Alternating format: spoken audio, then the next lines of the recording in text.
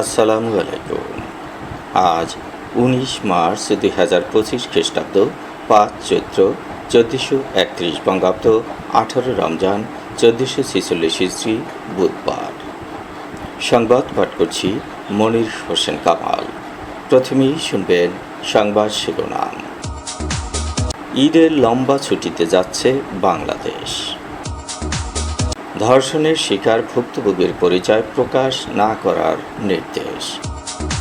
পেছালো গণিত পরীক্ষা, এসএসসির নতুন রুটিন প্রকাশ। মঠবাড়িয়ায় পরিত্যক্ত বাড়ি থেকে নারীর অর্ধগলিত লাশ উদ্ধার। পাথরঘাটায় মেয়েসহ মহিলা দলের সভানেত্রী গ্রেপ্তার। বরগুনায় রোগী কল্যাণ সমিতির বার্ষিক সাধারণ সভা। আজকের ইফতার ৬টা ১২ মিনিটে। সাহরির শেষ সময় রাত ৪টা ৪৬ মিনিটে। মাইকিংয়ের রেকর্ড করা হয় লঘুবেতারে। শুনলেন সংবাদ শিরোনাম, এবার বিস্তারিত। আসন্ন ঈদ উল ফিতরে এবার লম্বা ছুটির সুযোগ পাচ্ছেন সরকারি কর্মকর্তা কর্মচারীরা। ঈদ উপলক্ষে ৫ দিন টানা ছুটি ঘোষণা করা হয়েছে। তবে এবার ৫ দিনের ঘোষিত ছুটির আগে পরে আছে মহান স্বাধীনতা দিবস, শবে কদর ও সাপ্তাহিক ছুটি। ফলে এবার কার্যত লম্বা ছুটির ফাঁদে পড়তে যাচ্ছে দেশ। ঈদের আগে ও পরে ১১ দিনের মধ্যে মাত্র ২ দিন অফিস খোলা থাকবে। চাঁদ দেখা সাপেক্ষে ৩১ মার্চ পবিত্র ঈদ উল ফিতর হতে পারে। সম্ভাব্য এই তারিখ ধরেই ৫ দিনের ছুটির তারিখ নির্ধারণ করেছে জনপ্রশাসন মন্ত্রণালয়। এই হিসেবে ২৯ মার্চ থেকে শুরু হচ্ছে ঈদ উল ফিতরের ৫ দিনের ছুটি, অর্থাৎ ২৯, ৩০, ৩১ মার্চ এবং ১ ও ২ এপ্রিল পর্যন্ত থাকবে এই ছুটি।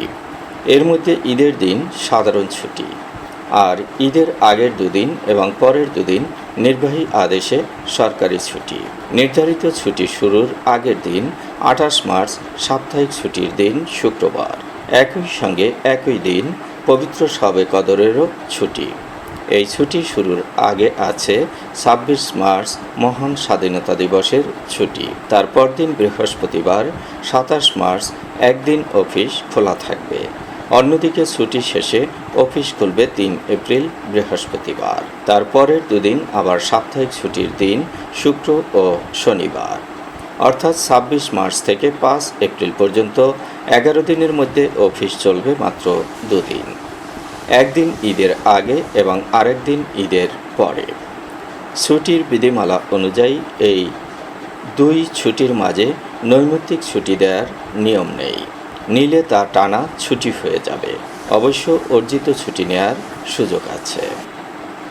এখন থেকে যাতে ধর্ষণের শিকার কোনো ভুক্তভোগীর ছবি ও নাম পরিচয় আর প্রচার করা না হয়, সেজন্য তথ্য মন্ত্রণালয়কে ব্যবস্থা নেওয়ার নির্দেশ দিয়েছেন হাইকোর্ট। মঙ্গলবার বিচারপতি ফারা মাহবুব ও বিচারপতি দেবাশিস রায় চৌধুরীর হাইকোর্ট বেঞ্চ এক আবেদনের পরিপ্রেক্ষিতে এ আদেশ দিয়েছেন।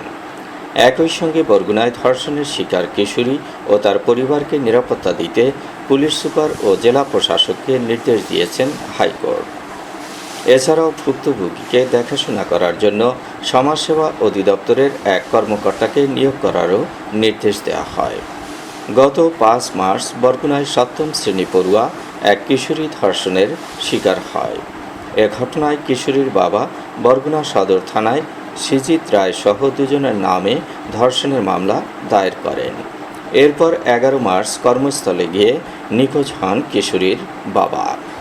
ওই দিন দিবাগত রাত ১২:১২টার দিকে বাড়ির পাশের ঝোপ থেকে তার মরদেহ উদ্ধার করা হয়।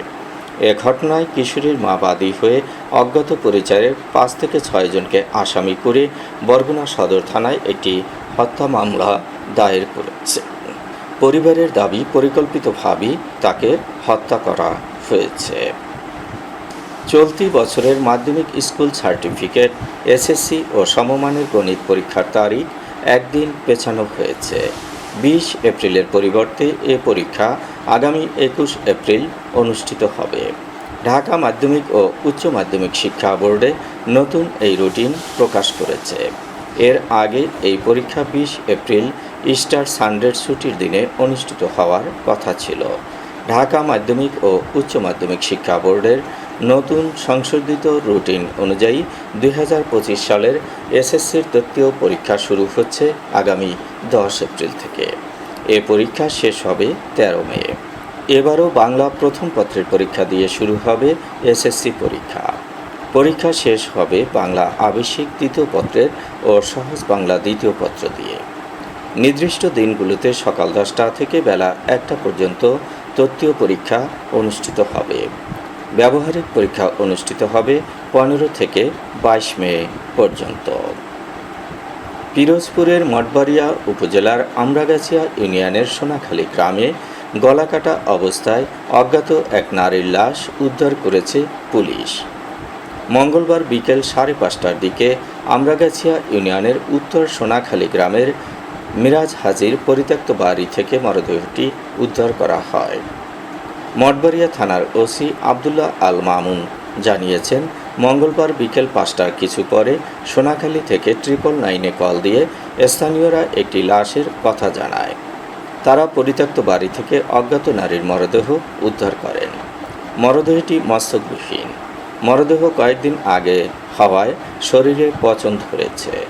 নারীর বয়স আনুমানিক 25 থেকে 30 বছর। পাথরঘাটায় উপজেলা মহিলা দলের সভানেত্রী ইসরাত জাহান শিরিনকে গ্রেপ্তার করেছে পুলিশ।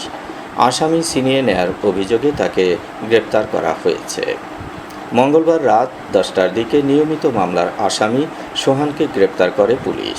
থানায় নিয়ে আসার সময় পাথরঘাটায় উপজেলা মহিলা দলের সভানেত্রী ইসরাত জাহান শিরিন ও তার মেয়ে সার্জিনা মিম পুলিশের উপর চড়াও হয়ে আসামিকে ছিনিয়ে নেয়ার চেষ্টা করে। পুলিশের কাজে বাধা দেবার অপরাধে শিরিন ও তার মেয়ে মিমকে গ্রেপ্তার করেছে পুলিশ। তাদের বিরুদ্ধে থানায় মামলা হয়েছে। বরগুনায় আজ রোগী কল্যাণ সমিতির বার্ষিক সাধারণ সভা অনুষ্ঠিত হয়েছে। সভাপতিত্ব করেন রোগী কল্যাণ সমিতির সভাপতি ও সদর হাসপাতালের তত্ত্বাবধায়ক ডাক্তার মোহাম্মদ নজমুল আহসান। বার্ষিক প্রতিবেদন উপস্থাপন করেন রোগী কল্যাণ সমিতির সাধারণ সম্পাদক ও হাসপাতাল সমাজসেবা কর্মকর্তা লায়লা আঞ্জুমান তানিয়া। সভা পরিচালনা করেন রোগী কল্যাণ সমিতির যুগ্ম সাধারণ সম্পাদক মনির হোসেন কামাল। সভায় আজীবন সদস্যদের মতামতের ভিত্তিতে আগামী 2 বছরের জন্য কার্যনির্বাহী কমিটি গঠন করা হয়। পদাধিকার বলে কমিটির সভাপতি সদর হাসপাতালের তত্ত্বাবধায়ক ডাক্তার মোহাম্মদ নজমুল আহসান, সহ সভাপতি সমাজসেবা অধিদপ্তর বরগুনার উপপরিচালক মোহাম্মদ শহীদুল ইসলাম ও সাধারণ সম্পাদক হাসপাতাল সমাজসেবা কর্মকর্তা লায়লা আঞ্জুমান তানিয়া। এছাড়া সহ সভাপতি এম সালে ফারুক, যুগ্ম সাধারণ সম্পাদক আবুল কালাম আজাদ, কোষাধ্যক্ষ মোহাম্মদ মোশাররফ হোসেন, প্রচার সম্পাদক গোলাম কবির, পুনর্বাসন সম্পাদক আতাউর রহমান বাবুল।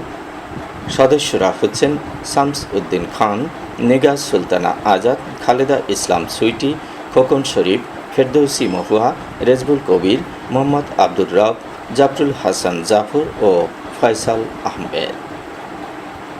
চলছে রহমত, বরকত ও মাগফিরাতের মাস। আজ 18 রমজান। আজকের ইফতার 6:12।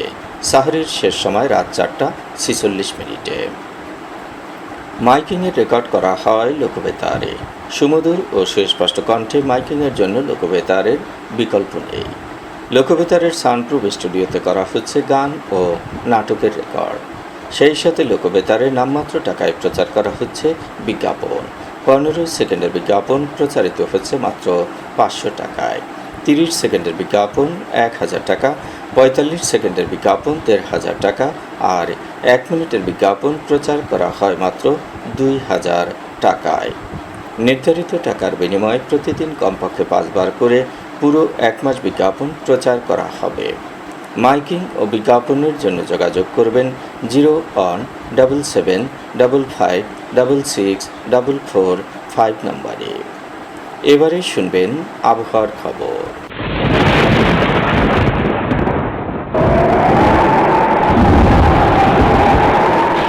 পশ্চিমা লঘুচাপের বর্ধিত অংশ পশ্চিমবঙ্গ এবং তার আশপাশের এলাকায় অবস্থান করছে। মৌসুমের স্বাভাবিক লঘুচাপ দক্ষিণ বঙ্গোপসাগরে অবস্থান করছে। সারা দেশে দিন ও রাতের তাপমাত্রা একরকমই থাকতে পারে। আজ দেশের সর্বোচ্চ তাপমাত্রা ছিল রাজশাহীতে 35.4 ডিগ্রি সেলসিয়াস এবং সর্বনিম্ন তাপমাত্রা ছিল তেঁতুলিয়ায় 13.7 ডিগ্রি সেলসিয়াস।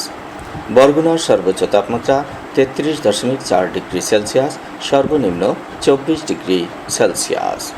আগামীকাল সূর্যোদয় হবে ভোর 6টা 4 মিনিটে।